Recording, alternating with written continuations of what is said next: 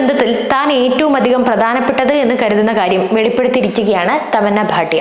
അടുത്തിടെ ഒരു YouTube channel നൽകിയ അഭിമുഖത്തിലാണ് തമന്ന താൻ ഒരു പങ്കാളിയിൽ നിന്നും പ്രതീക്ഷിക്കുന്ന ഒരു മൂല്യത്തെക്കുറിച്ച് തുറന്ന് സംസാരിച്ചത്. നുണകൾ പറയുന്നത് തനിക്ക് ഒരിക്കലും സഹിക്കാൻ സാധിക്കില്ല എന്നാണ് തമന്ന അഭിമുഖത്തിൽ പങ്കുവച്ചത്. എനിക്ക് നുണ പറയുന്നത് തീരെ സഹിക്കാൻ കഴിയുന്ന ഒന്നല്ല. എന്തെങ്കിലും പ്രശ്നം സംഭവിച്ചാൽ അത് തുറന്നു പറയുന്നതിന് എനിക്ക് പ്രശ്നമില്ല.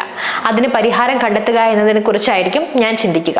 നിങ്ങളൊരു കൊലപാതകം നടത്തിയാൽ പോലും അത് മറച്ചു വെക്കാൻ ചിലപ്പോൾ സഹായിക്കും. എന്നാൽ നുണ പറയുന്നവരെ എനിക്ക് ഉൾക്കൊള്ളാൻ കഴിയില്ല എന്നും തമന്ന പറഞ്ഞു. ആളുകൾ മുഖത്ത് നോക്കി കള്ളം പറയുമ്പോൾ എനിക്ക് ദേഷ്യം വരും. നിങ്ങൾ പറയുന്നത് വിശ്വസിക്കാൻ മാത്രം ഞാൻ വിഡ്ഢിയാണെന്ന് കരുതുന്നതാണ് ഏറ്റവും പ്രശ്നമുണ്ടാക്കുന്ന കാര്യമെന്നും തമന്ന കൂട്ടിച്ചേർത്തു.